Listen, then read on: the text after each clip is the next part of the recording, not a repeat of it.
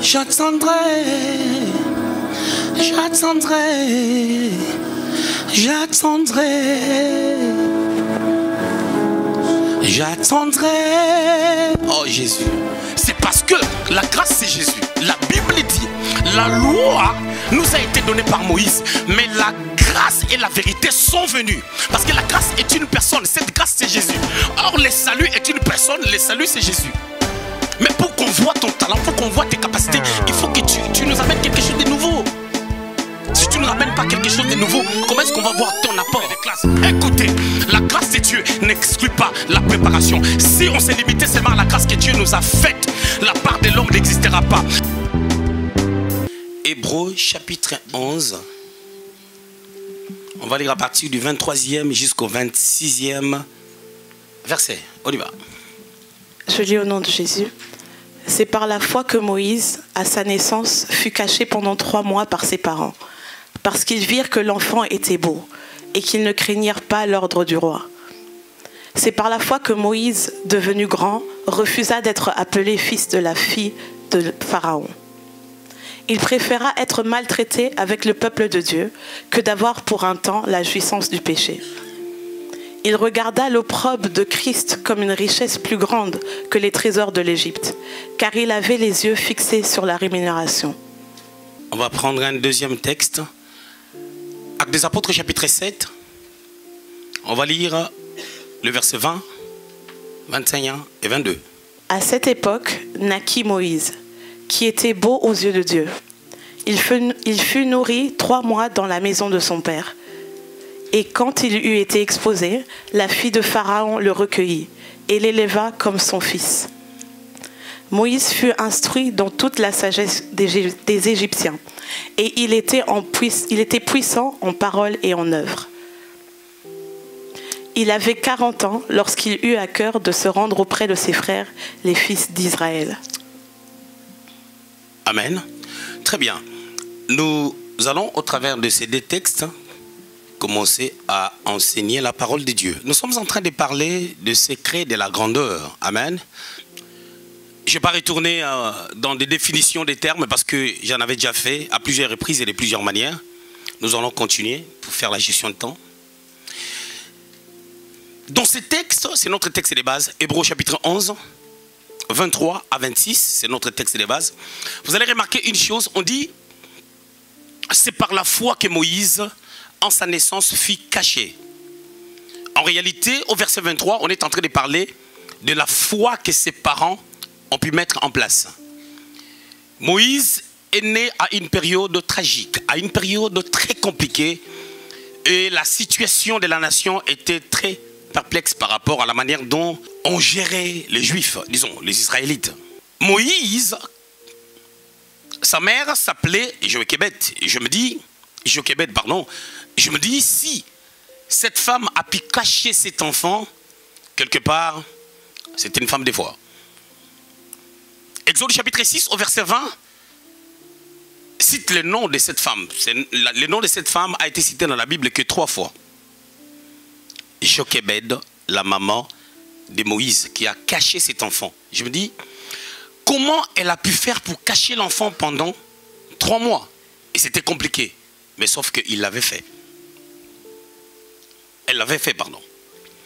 La Bible dit, c'est par la foi que Moïse, à sa naissance, fut caché pendant 3 mois. C'est-à-dire parce que ses parents ont voulu désobéir à l'ordre du roi.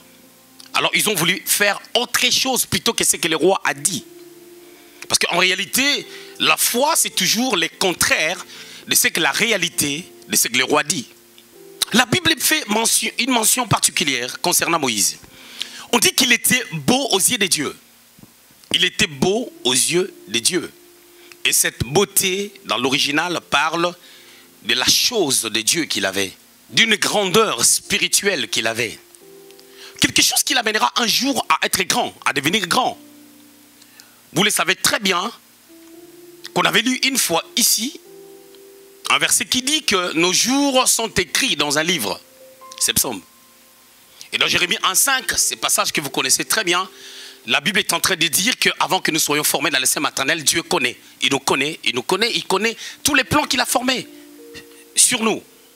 il était beau. Sa mère a vu que l'enfant était beau aux yeux des dieux, il les cacha. Sans craindre l'ordre du roi. La deuxième des choses, au verset 24, que la Bible dit, c'est par la foi que Moïse, devenu grand, refusa d'être appelé le fils de la fille de Pharaon. C'est-à-dire lui-même, Moïse, quand il est devenu grand, il refuse d'être appelé la fille de Pharaon. Parce que vous connaissez l'histoire que Moïse a été mis à côté du fleuve 3 mois après. Et c'est la fille de Pharaon qui l'a pris pour l'élever comme son fils. Donc, en quelque sorte, Moïse a grandi comme un prince. Dans son intérieur, dans son fort intérieur, il avait un profil assez particulier parce qu'il avait la beauté des dieux, qui pouvait se manifester aussi extérieurement, mais dans les contextes, la Bible parle d'une beauté intérieure que Moïse avait. Cette beauté, c'était la chose que Moïse avait pour être plusieurs années après un libérateur. Lorsqu'il était né, et lorsque Dieu l'a appelé, il s'est passé 80 années. Et pendant qu'au milieu de ces 80 années, Moïse ressentait le bouillonnement de l'appel de Dieu, il est parti vers ses frères. Vous connaissez l'histoire, c'est écrit dans Exode au chapitre 2. Lorsqu'il est devenu grand,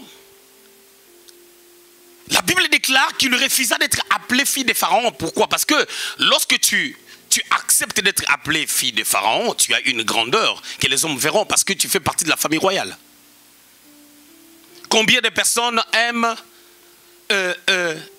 porter les noms de X ou Y personnes? Parce que tu sais, le nom que tu portes te donne une certaine image, une certaine connotation. Ta vie prend une certaine tournure par rapport au nom que tu portes. Parce que si une femme épouse quelqu'un de la famille royale, est-ce que vous pouvez vous imaginer comment est-ce que même le nom de la femme changera et sa position, sa vie va changer. Je vois comment est-ce que lorsque quelqu'un est nommé président de la République, aussitôt, le respect, la considération qu'on peut donner à sa femme et à ses enfants, ça change juste à cause d'un titre. Et la Bible dit, Moïse refusa, ok, il fait la même chose que ses parents. Il s'accorde à la foi et à la pensée de ses parents, qui n'ont pas voulu obéir à l'ordre du roi. Ils ont caché l'enfant et après ils l'ont déposé au fleuve parce qu'ils ne pouvaient plus le cacher. Moïse fait la même chose, qu'est-ce qu'il fait? Il refusa d'être appelé fils de la fille de Pharaon. Cela veut dire quoi? Moïse va rendre visite à ses frères. Moïse, qui grandissait dans la maison royale, il savait en réalité qu'est-ce qu'il devait faire et qu'est-ce qu'il ne devait pas faire. Moïse grandit avec cette éducation, cette culture. On a lu on a lu Actes des Apôtres au chapitre 7. À partir du 20e jusqu'au 22e verset. On parle un peu de la vie et de l'éducation de Moïse. Comment il a grandi. Comment est-ce qu'il était beau aux yeux de Dieu. Et comment est-ce qu'il a grandi avec la science égyptienne. Moïse n'était pas un sans lettres. Moïse était une personne qui avait étudié. Moïse était une personne qui était en train d'être préparée pour une certaine grandeur. Et il était dans cette grandeur. Mais cette grandeur n'avait rien à voir avec ce que Dieu donne. La preuve, le verset 26 de Hébreux au chapitre 11 nous dit ceci. Il regarda l'opprobre de Christ comme une richesse plus grande que les trésors de l'Égypte. C'est-à-dire Moïse avait la possibilité d'avoir les trésors de l'Égypte. La plus grande question qu'on peut se poser, est-ce que la fille de Pharaon avait un enfant? La Bible n'a rien dit. Mais si je réfléchis très bien, si nous rentrons bien dans la pensée de ces textes, on peut comprendre ceci. On peut comprendre que Moïse pouvait recevoir quelque chose qui descendait directement de la fille de Pharaon. Soit parce qu'il a grandi avec cette femme, soit peut-être parce que cette femme n'avait pas d'enfant. Mais à 40 ans, il prend la décision de tout abandonner, d'abandonner son héritage qu'il devait avoir de la part, disons, auprès des Égyptiens, pour voir autre chose qui était plus précieux, qui était plus grand que ce que le monde pouvait donner. C'est là où on peut réaliser les grands appels dans la vie de ces grands Moïse. Raison pour laquelle j'ai nommé mon sous-thème comme étant comprendre la vraie grandeur. Ici, nous avons en face de nous deux sortes de grandeurs. La grandeur de l'Égypte, la grandeur que la fille des pharaons peut donner, ou la grandeur que la royauté des pharaons peut donner par rapport à la grandeur de Dieu. Et la grandeur de Dieu, Moïse est né avec. Il est né avec cette grandeur. Et il était cultivé, hein, si nous portons Actes des Apôtres au chapitre 7, 20 à 22, on peut voir comment est-ce que Moïse était bien. Il était éduqué à devenir une grande personne qui va occuper certaines responsabilités. Je vais même dire une connerie. L'Égypte n'avait pas de problème pour prendre quelqu'un qui est étranger afin de pouvoir diriger ou avoir un poste assez particulier. La preuve, c'est Genèse au chapitre 41 avec l'histoire de Joseph, qui était la seule personne capable de pouvoir mettre en pratique ce que les songes de Pharaon disaient. Et parce qu'il n'y avait personne pour pouvoir le faire, Pharaon a dit, ça sera toi qui seras à la tête de ces choses. Il n'y a que dans les pays africains où il y a trop de disputes, non, telle personne n'est pas du pays, telle personne pourquoi, telle personne a tel poste. En réalité, dans des endroits ou dans des pays développés, ça n'importe peu. Question juste que tu aies la nationalité du pays. Qu'est-ce que la Bible dit? Le verset 25 dit, il préféra être maltraité avec le peuple de Dieu que d'avoir pour un temps la réjouissance des péchés. Donc tout ce que Moïse a appris en Égypte, toute la vie qu'il avait auprès de la fille de Pharaon n'était que péché.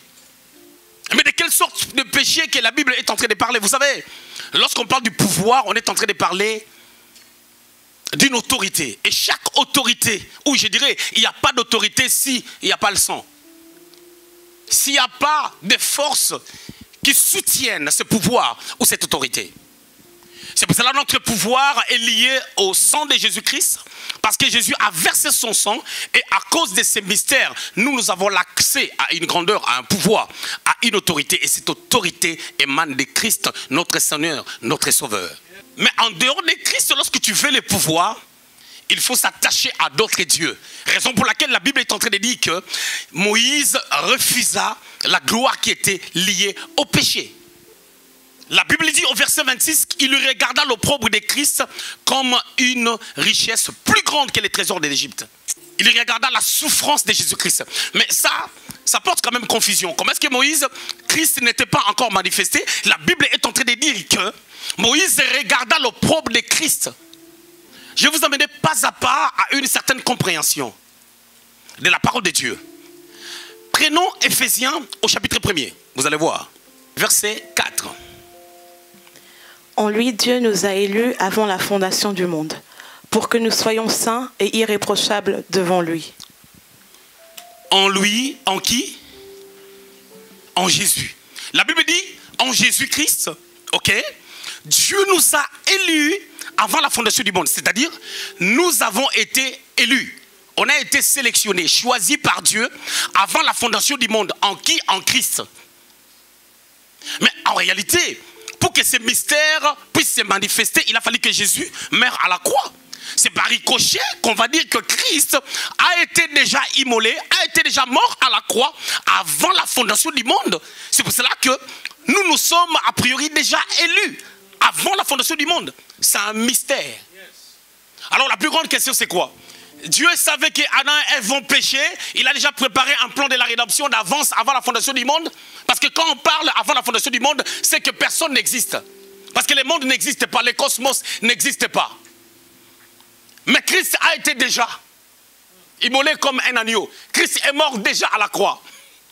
Cela veut dire quoi? Cela veut dire que le Seigneur avait accepté le plan de Dieu depuis le commencement. C'est-à-dire qu'il était prêt à pouvoir accomplir pleinement la volonté de Dieu, peu importe ce qu'il va rencontrer en chemin. Si Adam n'avait pas péché, si Ève n'avait pas péché, c'est pas grave. Lui, il a déjà accepté que Adam et Ève pêchent ou pas. Lui, il avait déjà accepté d'être celui qui va racheter l'humanité. Le fait qu'il a accepté cela avant que Adam et Ève soient créés, automatiquement, ceux-là qui croiront à ces mystères sont rachetés et entrent dans ce plan. Raison pour laquelle Moïse pouvait facilement, ayant l'onction prophétique sur lui liée à l'appel, avoir le regard sur le passé et sur le futur. Parce que le prophétique, en tant que tel, révèle le passé, connaît le présent et a un regard particulier sur le futur. On va lire encore. 1 Pierre 1, verset 10. les prophètes qui ont prophétisé touchant la grâce qui vous était réservée ont fait de ce salut l'objet de leur recherche et de leur investigation. Les prophètes qui ont prophétisé touchant la grâce qui vous était réservée. En fait, la grâce nous était réservée pour une manifestation future lorsque les temps seraient accomplis. Mais on a dit que les prophètes qui ont prophétisé touchant la grâce, c'est tous les prophètes n'ont pas prophétisé en touchant la grâce. Parce que si celui-là, Jonas, avait touché la grâce dans sa dimension de la compréhension, il n'allait pas avoir le cœur meurtri après avoir vu la conversion des gens de Ninive. C'est que ses regards n'avaient pas touché la grâce. Il a prophétisé, mais il n'avait pas touché la grâce. Donc ce n'est pas tous les prophètes qui ont prophétisé touchant la grâce. Mais Moïse a prophétisé touchant la grâce. C'est pour cela dans Deutéronome, il dit même que Dieu vous donnera un prophète comme moi. Il parlait de Christ. Quand les gens ont vu Josué, comme son nom veut dire sauveur, comme Jésus qui veut dire sauveur, ils croyaient que c'était Josué. Or, ce n'était pas Josué. Il prophétisait sur la venue du Seigneur Jésus-Christ. Écoutez. Maintenant, on dit, les prophètes qui ont prophétisé, touchant la grâce qui vous était réservée, ont fait de ces saluts. Waouh! Écoutez, on dit, les prophètes qui ont prophétisé, touchant la grâce, ont fait de ces saluts. En réalité, on pouvait dire, les prophètes qui ont prophétisé, touchant la grâce, ont fait de cette grâce. Mais pourquoi on parle de salut? C'est parce que la grâce, c'est Jésus. La Bible dit, la loi nous a été donnée par Moïse, mais la grâce et la vérité sont venues. Parce que la grâce est une personne, cette grâce, c'est Jésus. Or, le salut est une personne, le salut, c'est Jésus. On dit maintenant, les prophètes qui ont prophétisé touchant la grâce, qui vous était réservé, ont fait de ces saluts, de cette grâce, de ce que la grâce amènera, parce que la grâce a amené le salut. L'objet de leur recherche et de leur investigation. Ce qui m'étonne dans ce passage, c'est quoi? Rechercher, en fait, recherche et investigation, en réalité, parlent de la même chose. On fait de ça le sujet de leur recherche et de leur investigation. Donc, en réalité, ici, nous sommes en face de nous d'une...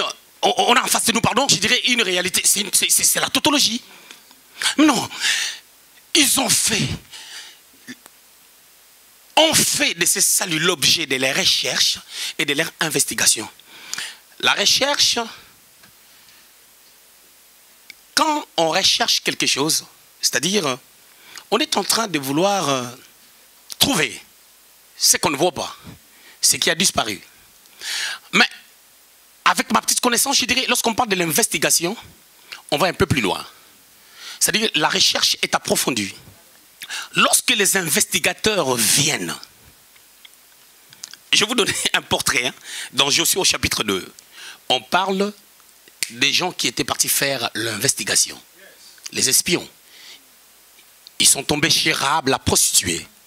Et ces gens-là, en partant là-bas, ils sont venus non seulement pour étudier le terrain, mais dans leur investigation, ils devaient voir déjà comment la ville est construite, comment le pays se présente, et qui sont les habitants, quel est leur fonctionnement. Et ils ont aussi apporté le salut à Rahab, la prostituée, en lui promettant quelque chose de merveilleux, que tu seras épargné. Et à ce niveau, ils étaient en train de faire l'investigation. La recherche, c'est le fait de chercher à trouver quelque chose qu'on a perdu, quelque chose qu'on veut connaître, qu'on veut attraper. Mais l'investigation va au-delà. Ça ne se limite pas sur la recherche de ce qu'on veut, mais aussi sur l'étude du terrain, le fonctionnement du terrain et les réalités qui sont rattachées à ce terrain. Alors on dit que Moïse, lorsqu'il abandonne la gloire, lorsqu'il accepte de pouvoir suivre la volonté de Dieu, il regarde l'opprobre de Christ. C'est-à-dire, il essaye de réfléchir, il essaye de comprendre le mystère qui est caché à la souffrance de Christ. En d'autres termes, quand Moïse regarda l'opprobre de Christ, il est en train de voir Jésus à la croix, en train de souffrir, pendant que personne ne peut le voir. C'est ça le prophétique. Raison pour laquelle lorsque tu rencontres véritablement Dieu, la peur te quitte. Moïse, qui pouvait avoir peur de retourner en Égypte, il n'a plus eu peur. Pourquoi? Parce que quand tes yeux s'ouvrent pour rencontrer réellement Dieu, la peur, la timidité tombe. Quand quelqu'un est encore timide, il n'a pas encore rencontré le véritable. Le jour que la personne va rencontrer le véritable, la timidité, la peur va tomber. Mais écoutez, mon problème c'est quoi? Moïse maintenant, où est-ce qu'il pouvait développer la capacité de comprendre, de regarder, de voir l'opprobre de Christ? Quand on dit l'opprobre, c'est la souffrance. Bien aimé, la connaissance a toujours été un mystère de continuité. Il sentait les bouillonnements de l'appel dans son cœur. Si à ce temps où il sentait les bouillonnements de l'appel, à 40 ans, s'il avait vu réellement et compris l'opprobre de Christ, il n'allait pas tuer l'Égyptien. Il n'avait pas encore la connaissance. L'appel était là. L'appel peut être là, mais la connaissance concernant l'appel, ça devient autre chose. Et si on ne te montre pas, j'aime l'eunuque éthiopien. L'eunuque éthiopien était sur un char. Il est en train de lire Ésaïe au chapitre 53. Mais il ne comprenait pas de quoi il s'agissait. Il pose la question à Philippe, acte chapitre 8. De quoi les prophètes de qui le prophète est en train de parler? Il parle de lui-même ou il parle de quelqu'un d'autre?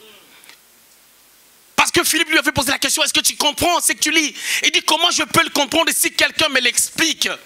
Philippe a commencé à lui annoncer l'évangile, la Bible dit, à partir de ces textes. Raison pour laquelle quand tu es évangéliste, tu peux prêcher au travers n'importe quel texte en commençant à annoncer Christ. Pourquoi? Parce que même dans le jardin d'Éden, il y avait Christ. Parce que l'arbre de vie était Christ. Quand tu sors du jardin d'Éden, le sacrifice de Caïn, le sacrifice d'Abel était Christ. Mais le sacrifice de Caïn n'était pas Christ. Quand tu avances plus loin, la Bible dit, dans Genèse au chapitre 6 au verset 8, mais Noé trouva grâce aux yeux de l'Éternel. Et cette grâce-là que Noé avait trouvé, c'était Christ. Et Noé fait partie aussi des prophètes qui ont fait, alléluia, de leurs recherches, alléluia, ils ont fait de Christ l'objet de leurs recherches et de leurs investigations. Parce que l'arche de Noé était Christ. Parce qu'en Christ, lorsque nous croyons au Seigneur Jésus-Christ, nous rentrons dans l'arche de Noé et la porte se ferme. Et c'est pour cela, la Bible pourra dire dans 2 Corinthiens 5, 17 que si quelqu'un est en Christ, c'est une nouvelle créature. Est-ce que... Écoute-moi, j'ai sens envie d'enseigner, de prêcher la parole de Dieu. Je crois qu'on ne finira pas comme ça. Écoutez, vous savez, Dieu c'est un Dieu d'ordre. Je sens l'appel. Tu as senti l'appel un jour. Et Dieu a dit, parce que tu sens l'appel, il y a des choses que tu dois comprendre devant. Quand tu lis la Bible de toi-même, tu ne les comprendras pas. Et Dieu t'amène quelque part. Dieu t'amène auprès de quelqu'un. Dieu prend Moïse, Moïse qui fuit. Il se retrouve à Madian. Un endroit, il n'a jamais été là-bas. Il se retrouve à Madian, maintenant chez Jéthro. Jéthro a eu 3 appellations. Jéthro, dans Exode au chapitre 2, on l'appelle Jéthro. Excusez-moi, on l'appelle Ruel, au verset 18. Exode au chapitre 2, verset 18, on l'appelle Ruel. Dans Exode au chapitre 3, au verset 1er, on l'appelle Jéthro. Jéthro était le papa de Séphora. La Bible dit de lui, il avait 7 filles. Donc ça sous-entend que Jéthro n'avait pas de garçon.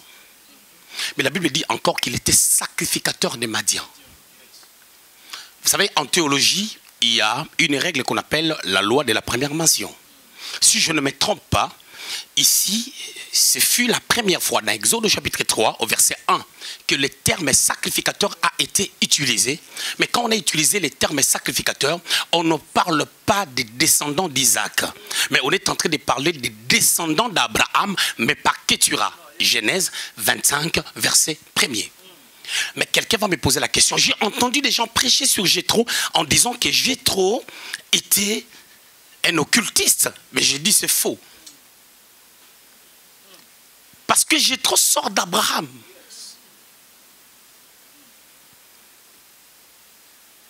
La deuxième des choses, Jéthro dans Exode chapitre 18, il vient dans le désert, il donne un bon conseil administratif à Moïse pour que Moïse arrive à confier des responsabilités aux gens. Mais il dit à Moïse que Dieu, si Dieu te permet de le faire, fais-le. Donc il fait mention de Dieu.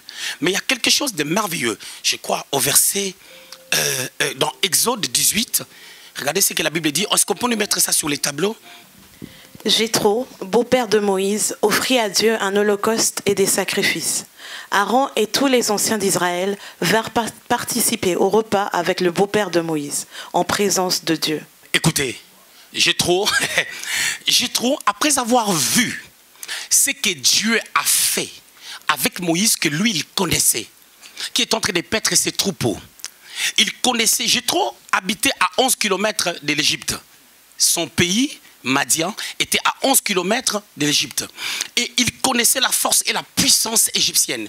Il voit comment est-ce que Moïse a pu sortir avec ses peuples. Ça l'a étonné, ça l'a amené à adorer. Il offre l'holocauste et le sacrifice. Quand on parle d'holocauste, en réalité, c'est une tendance qui touche la personne de Christ. Parce que l'holocauste, c'était un animal sans défaut. Et Jésus-Christ, c'est l'agneau de Dieu qui ôte les péchés. Et en lui, il n'y avait pas de péché.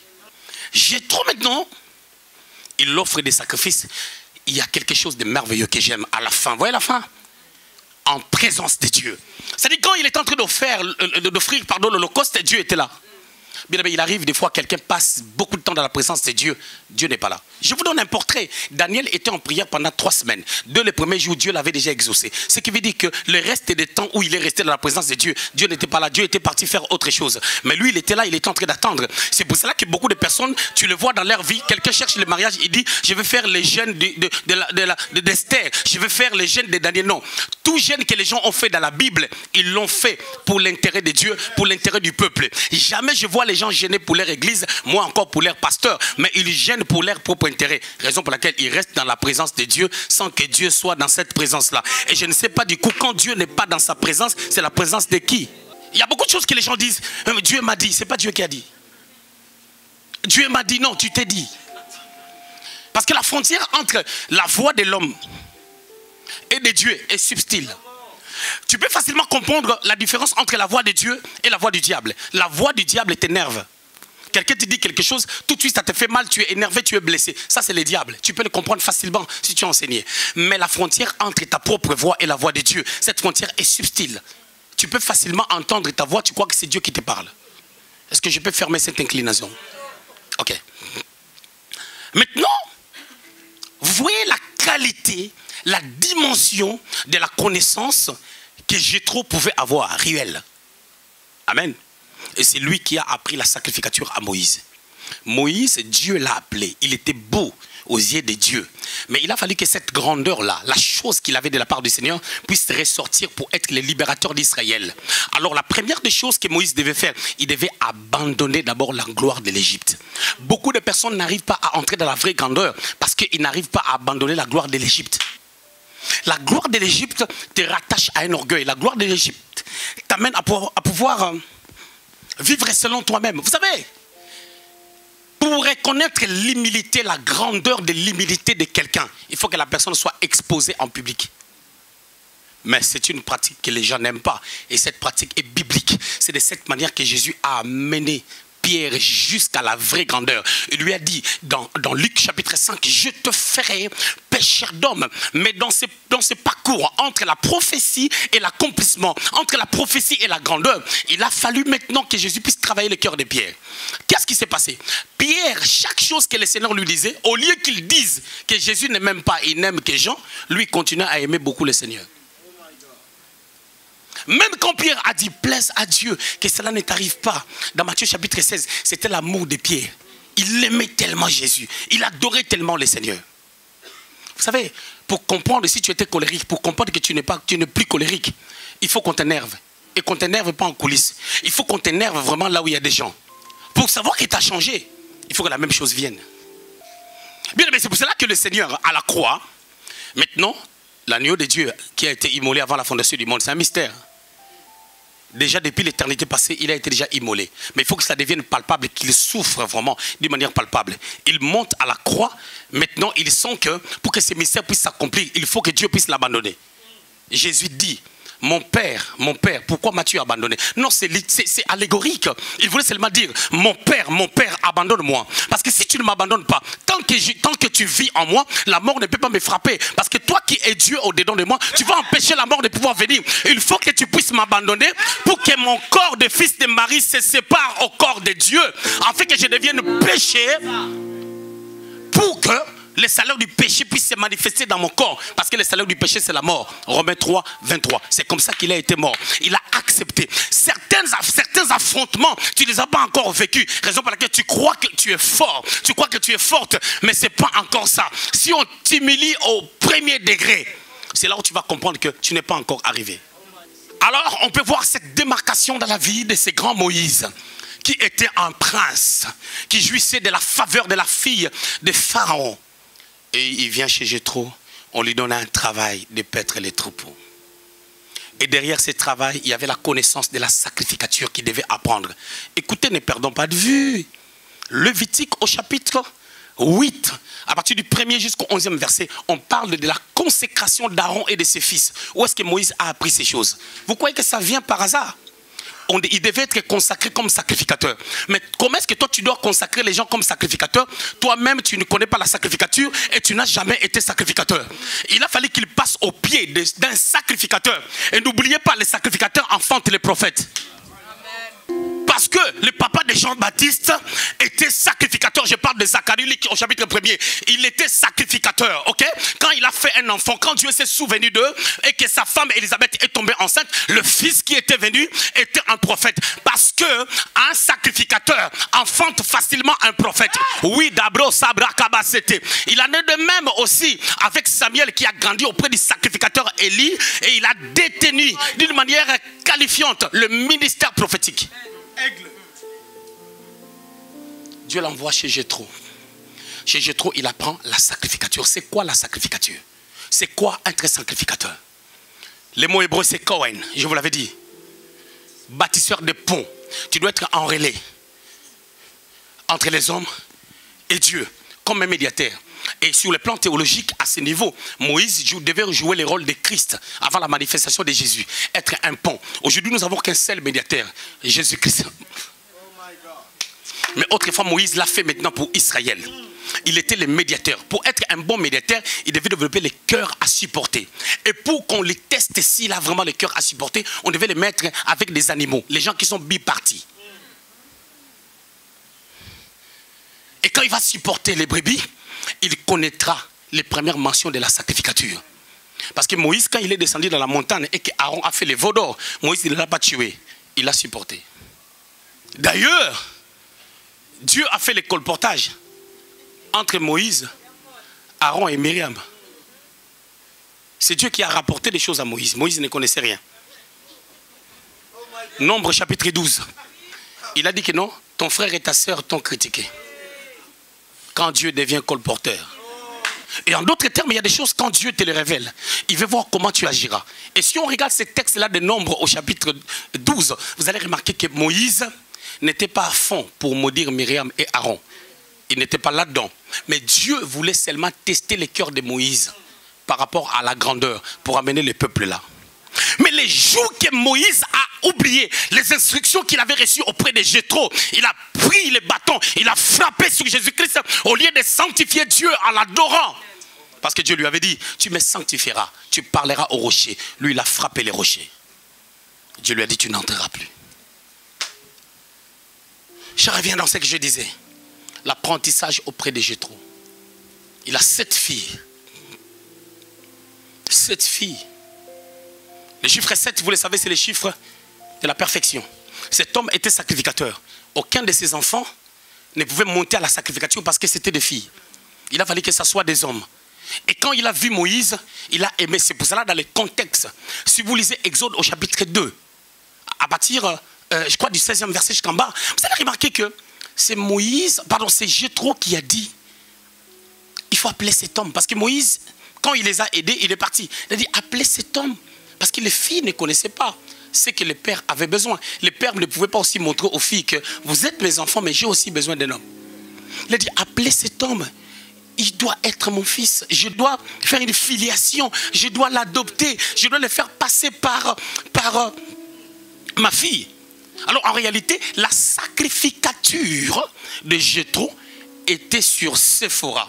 Séphora devait se marier avec Moïse pour transférer cette portion à son mari afin que Moïse soit d'abord sacrificateur pour être après le roi d'Israël en passant par la manifestation d'un Dieu visible parmi les hommes. Parce qu'Exode chapitre 7 verset 1 dit, je te ferai Dieu, Aaron ton prophète. Il était comme un représentant de Dieu. Ça étonne les gens quand on avait dit que Dieu va le faire Dieu. Non, Dieu, c'est juste la dimension d'un grand prophète. Parce que les prophètes représentent Dieu. Les sacrificateurs représentent le peuple. Alors il ne pouvait pas ordonner les sacrificateurs si lui-même, il ne connaissait pas la sacrificature. Mais écoutez, Dieu ne lui a pas dit que va chez Jéthro, moi je vais t'apprendre la sacrificature. Il y a des zones que Dieu nous fait passer. Vous ne pouvez pas les comprendre. Vous comprenez comment Dieu fonctionne? Bien-aimés dans le Seigneur, lorsque je voulais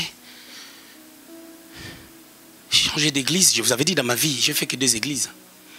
En réalité, la manière dont j'ai chanté, les endroits où j'allais chanter, les églises où j'allais chanter, je ne pouvais pas aller à l'église où je suis devenu pasteur.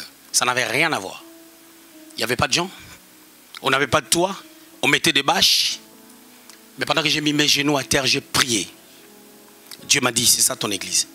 Mais frère, j'avais même pas cette église dans la tête. C'est-à-dire, s'il y avait 1800 églises, ça c'était la dernière. S'il y avait 2000, la dernière. 1 million, la dernière. Sur le plan naturel, par rapport à ce que je faisais. Parce qu'on chantait tellement partout. Mais vous savez, avant de prendre une grande décision, il faut demander à Dieu. C'est là où le Seigneur m'a amené. Et bizarrement, moi j'ai chanté, je suis parti dans cette église, il n'y avait pas d'instrument. Mais il n'y a pas de rapport. Il n'y a pas d'instrument. Mais c'est là où Dieu m'a envoyé. Mais bien aimé le Seigneur, comment tu vas travailler si tout est bien préparé pour toi? Mais pour qu'on voit ton talent, pour qu'on voit tes capacités, il faut que tu nous amènes quelque chose de nouveau. Si tu ne nous amènes pas quelque chose de nouveau, comment est-ce qu'on va voir ton apport? Aujourd'hui, les gens veulent que tout soit préparé pour eux, pour leur bonheur. Pendant qu'il faut montrer de quoi tu es capable ou il faut amener quelque chose de nouveau et que tu restes aussi humble. J'ai changé d'église, il n'y avait pas photo. Et dans cette église, il n'y avait que le pasteur qui parlait en langue et moi. Toute l'église, personne ne parle la langue. Et c'est là où je suis devenu pasteur. C'est là où j'ai été préparé au ministère. Bien aimé, Seigneur, il y a 2 sortes de préparations. D'autres préparations, on t'apprend à faire des choses. On t'apprend à faire des choses. On te dit fais ça, fais ça, fais ça. Et c'est par des erreurs que tu apprends. Mais d'autres préparations, on te dit ça, il ne faut pas le faire de telle ou telle manière. Les 2, ce sont des préparations. Jésus a gagné ses disciples. Pendant qu'il baptisait, Jean chapitre 3, on dit que celui qui est avec toi au-delà du Jourdain est en train de baptiser. On dit, d'ailleurs, ce n'était pas lui, c'était ses disciples. Mais il venait d'être gagné. Ils apprenaient les choses pendant qu'ils pratiquaient au même moment. Mais qui peut apprendre pendant qu'ils pratiquent au même moment? C'est là où il y a la grande question. Jéthro lui a appris des choses. Et on peut comprendre le respect que Moïse avait envers Jéthro. Quand tu lis très bien Exode chapitre 18, il avait un respect assez particulier envers cet homme. Il lui a donné des conseils. Il a dit, écoute ma voix. Il lui a dit des choses. Et Moïse, les grands Moïse, qui conduisait à cette époque 600 000 hommes, sans compter les femmes et les enfants. Et n'oubliez pas, les Hébreux font beaucoup d'enfants. Ils étaient à combien? Les commentateurs disent en tout, quasiment 2 millions. Mais il écoute Jéthro. Je suis en train de dire à tout à l'heure à Sandra, est-ce que tu peux atteindre une dimension dans cette église? Tu pries pour un sourd, le sourd entend, mais tu restes humble. Je te réprimande en public, mais tu es dans la joie. Mais tu as déjà prié pour 3 sourds qui ont entendu. C'est ce que j'étais en train de lui dire tout à l'heure. Et je le disais aux gens qui étaient avec moi dans la journée. Est-ce que tu peux être humble pendant que tu es le champion? Pendant que Dieu t'utilise puissamment? Jéthro lui a appris des choses. Il a appris. Pendant ces temps-là, qu'il est en train d'apprendre la sacrificature, n'oubliez pas, Jésus est le souverain sacrificateur selon l'ordre de Melchisédek. Tu ne peux pas connaître le souverain sacrificateur selon l'ordre de Melchisédek si tu ne connais pas la sacrificature, d'où ça a commencé, sa première mention, et si tu ne connais pas un simple sacrificateur. Mais la confusion et la bataille que Moïse devait avoir, c'était quoi? il tombe sur un sacrificateur qui n'est pas descendant d'Isaac, qui n'est pas descendant de Jacob. Par rapport à la prophétie, ça ne cadre pas. Parce que la prophétie parlait de la descendance d'Isaac, mais par Jacob. Et même d'ailleurs, Jéthro, sa personne ne touche même pas Isaac. Il est carrément à côté, mais il sort d'Abraham qui a commencé la lecture prophétique. Au travers de Jéthro, Moïse voit l'opprobre de Christ. Il voit Jésus par une très bonne compréhension de la vie. Je voulais dire ceci. Vous savez, les mages, quand ils sont venus adorer le Fils de Dieu, c'était un bébé. Matthieu chapitre 2. C'est quelque chose que personne n'a fait à cette époque. Cela était lié à la perception, à la dimension de voir l'opprobre de Christ. Ils étaient en train de regarder les bébés. Ils adorent les bébés. Ils disent, les gens ne connaissent pas ces bébés. Ils ne savent pas que c'est ce bébé qui sera à la croix pour le salut de l'humanité. Beaucoup de personnes, ce qui tue les gens, c'est l'incompréhension des mystères. Beaucoup de gens cherchent à connaître les choses de Dieu au travers des personnes qui sont correctes, très correctes, excellentissimes. Les gens qui travaillent dans l'excellence, les gens qui font tout en bonne et due forme. Mais nous avions appris le béaba du Seigneur au travers d'une personne qui n'avait pas toutes ces choses-là. Mais on a bien appris. Et s'il y a une récompense à donner, il aura sa récompense. Malheureusement, les gens veulent apprendre là où tout est ajusté. Je ne suis pas en train de dire que les serviteurs de Dieu doivent vivre dans l'égarement, mais personne ne peut mettre ses péchés sur la tête d'un pasteur qui a fait ses bêtises. Parce que le salut est personnel. L'âme qui pêche, c'est l'âme qui mourra. Le salut est individuel. Quand tu es sauvé, c'est pour toi-même. Et aucune personne ne peut influencer ta marche, que ce soit par son attitude, que ce soit par son conseil. On peut voir dans la vie du grand Moïse un homme qui n'est pas entré dans la terre promise. On peut dire, ah, après avoir fait toutes ces choses, d'ailleurs, nous-mêmes, il n'était pas entré. Matthieu chapitre 17, la transfiguration. Pendant qu'ils étaient dans la sainte montagne, Moïse est revenu. Élie est revenu. Or, Élie, lui aussi, à la fin, il était un perdant. Il commençait à fuir Jézabel. Il est revenu. Et Jésus est en train de vouloir dire aux apôtres, vous voyez ces deux gaillards-là, ne suivez pas ce qui est écrit à leur sujet. Mais moi, je connais la bataille. D'ailleurs, vous qui êtes là, les jours qu'on va m'arrêter, vous allez disparaître. Et ces gens-là, ils sont tellement forts. Ce qui va vous donner seulement la supériorité par rapport à ces gens, ça sera votre nouvelle naissance. Élie et Moïse sont venus. Or, ces deux personnes-là, c'est là où je vais dire quelque chose qui va être choquant. Je suis devant le média. Élie et Moïse, Élie a apparu, Élie n'était pas mort, il est monté au ciel. Moïse aussi était mort.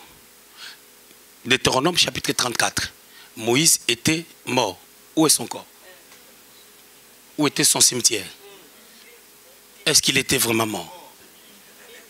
La Bible déclare dans le livre de Jude qu'on s'est disputé du corps de Moïse.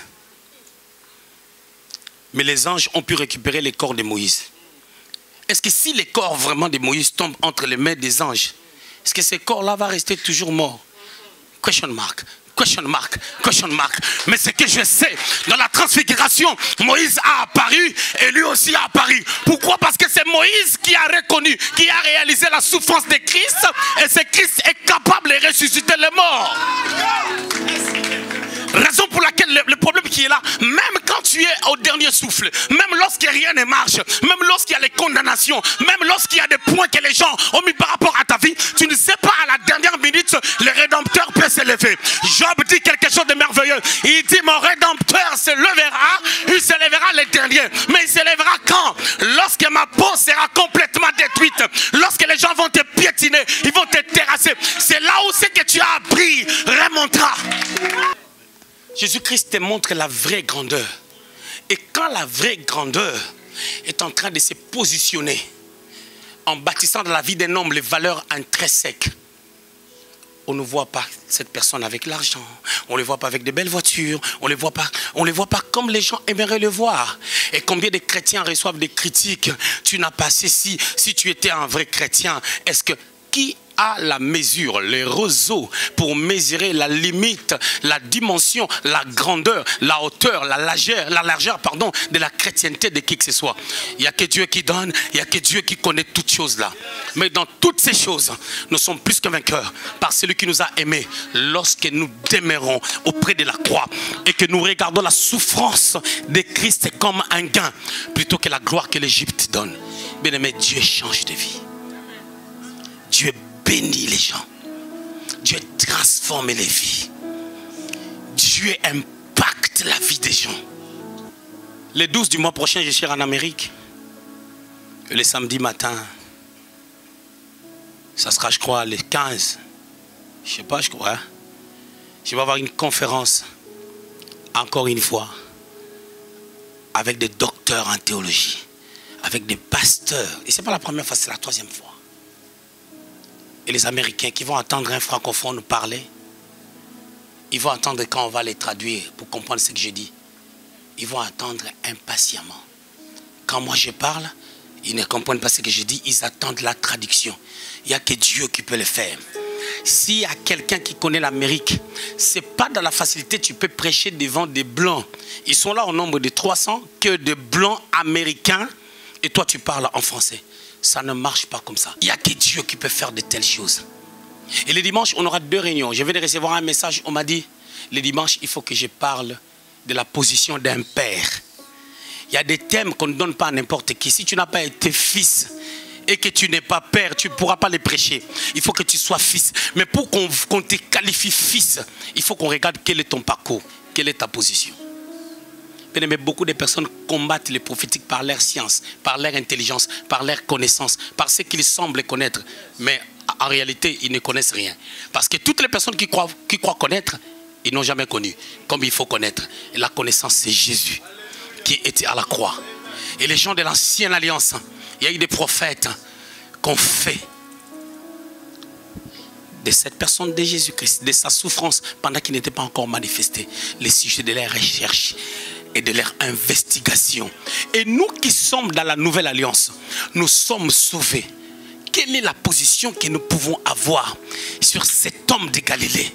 Méassien, Méassienne, quelle est ta position face à l'onction?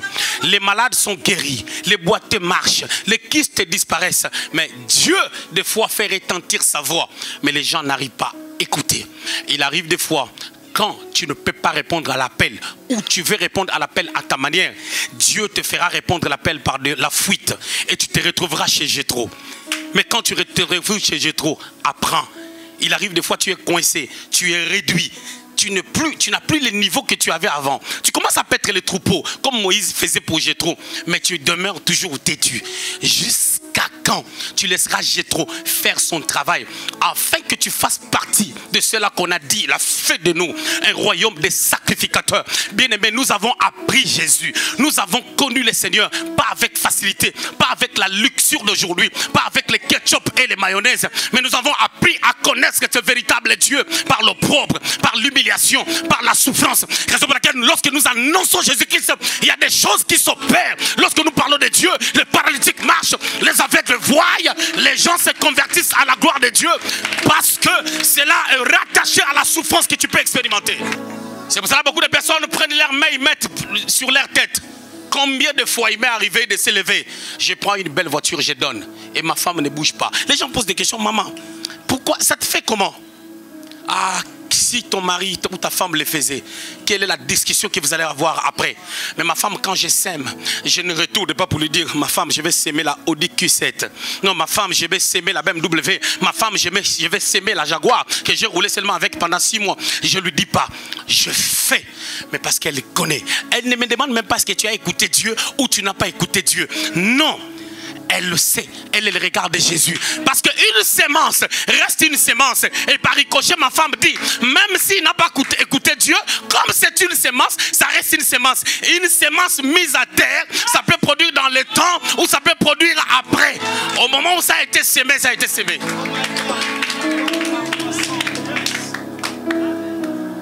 Les gens sont encore dans la dimension des pouvoirs. Tu fais des choses pour ta famille, tu caches à ta femme, tu caches à ton mari. Mais ça, c'est la dimension la plus basse. Ça, c'est vraiment les rez-de-chaussée. Je dirais même, c'est la tombe. C'est pas avec cet évangile que Luxembourg sera sauvé. C'est pas avec cet évangile, c'est pas avec la manière dont les gens conçoivent les choses que ce continent européen sera sauvé. Bien-aimés, il faut que nous puissions regarder la souffrance de Christ. La souffrance de Christ. La souffrance de Christ.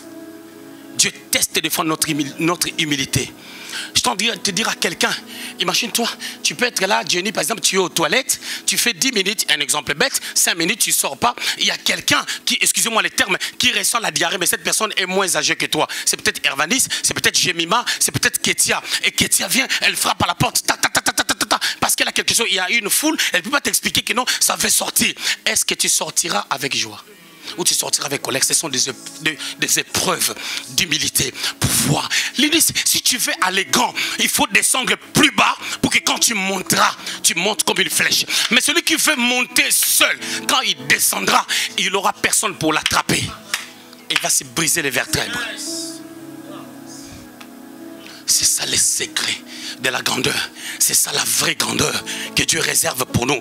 Et à chaque fois que tu rates le clé de la grandeur, à chaque fois que tu rates les tests et les examens que Dieu met au devant de toi, sache-le que tu redoubles les classes et Dieu va te remettre la même chose après. Quand tu échoues, tu redoubles les classes. Écoutez, la grâce de Dieu n'exclut pas la préparation. Si on s'est limité seulement à la grâce que Dieu nous a faite, la part de l'homme n'existera pas.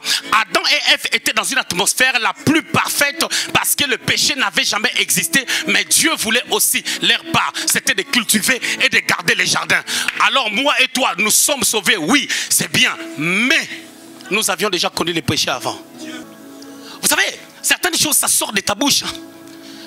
Ça démontre juste le niveau que tu as, qui tu es. Certains actes, tu commences à prier, vous commencez la prière, tu connais les attaques du diable, tu commences à dormir. Non, ça dépend juste de la personne que tu es. Parce qu'au moment là, si on te dit, va chercher 10 000 € à la gare, le sommeil là va partir. Parce que tu ne connais pas encore Dieu. Brida, proka, malo, broso, ntelebo shika. Tu connais pas. Tu connais pas. Et les gens comparent. Ils croient que la gloire de Dieu, si Dieu t'ouvre une petite porte, c'est ça la bénédiction. Est-ce que quelqu'un peut témoigner ici? Alléluia, amen. J'ai pris un crédit, j'ai acheté la maison. C'est une bénédiction? C'est normal. Vous commencez à rendre ces choses comme des bénédictions.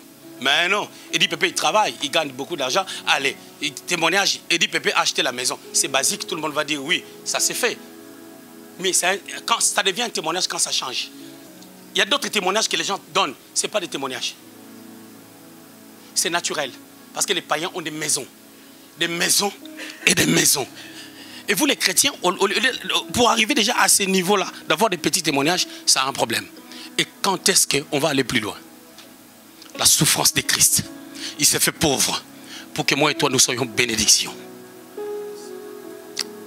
Je vais atterrir par là, Jean chapitre 14. Il a dit, je m'en vais vous préparer une place. Il savait que sa demeure, là où il aura la tête, là où il va se reposer, ça sera au ciel. C'est là où il y a la demeure. Mais là où il aura sa demeure, les gens d'ici ne verront pas cette demeure. Ce n'est pas un problème pour lui. Beaucoup de personnes cherchent des bénédictions pour que nous puissions voir. On ne verra rien et ça ne nous changera rien. Même si tu as des millions, c'est pour toi. Gloire à Dieu, c'est pour toi. Ne cherche pas des bénédictions pour influencer les gens. Ne demande pas à Dieu d'agir pour impressionner des gens. En parlant, on peut sentir qu'est-ce que tu as compris, qu'est-ce que tu n'as pas compris. Il y a un Dieu. Beaucoup de gens se posent des questions. Mais comment je parle comme ça? Comment il m'arrive toujours de prendre des décisions et de retomber sur la même chose? Vous savez pourquoi? C'est juste parce que tu n'es pas encore, tu n'as jamais écouté. Tu n'as pas encore écouté. C'est pour ça que tu retombes sur ça. Les jours que tu écouteras, tu ne retomberas plus sur ce genre de choses. Aujourd'hui, les gens se permettent, se présenter devant l'homme de Dieu et mentir tout bonnement, classer même le mensonge. Établir les mensonges d'une manière systématique afin de pouvoir convaincre l'homme de Dieu. Ce n'est pas à un homme que tu mens, c'est à Dieu que tu mens. Dieu est vivant, Dieu est esprit, mais il est toujours présent parmi nous. Il y a un Dieu qui est capable de changer ta vie. Il y a un Dieu qui est capable de t'amener quelque part. C'est question que tu comprennes, c'est question que tu te connectes. Elia, j'attendrai, j'attendrai, j'attendrai. J'attendrai. Oh Jésus. C'est parce que la grâce c'est Jésus. La Bible dit, la loi nous a été donnée par Moïse, mais la grâce et la vérité sont venues. Parce que la grâce est une personne, cette grâce c'est Jésus. Or le salut est une personne, le salut c'est Jésus.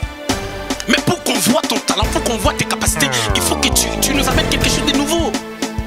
Si tu ne nous ramènes pas quelque chose de nouveau, comment est-ce qu'on va voir ton apport de classe? Écoutez, la grâce de Dieu n'exclut pas la préparation. Si on s'est limité seulement à la grâce que Dieu nous a faite, la part de l'homme n'existera pas.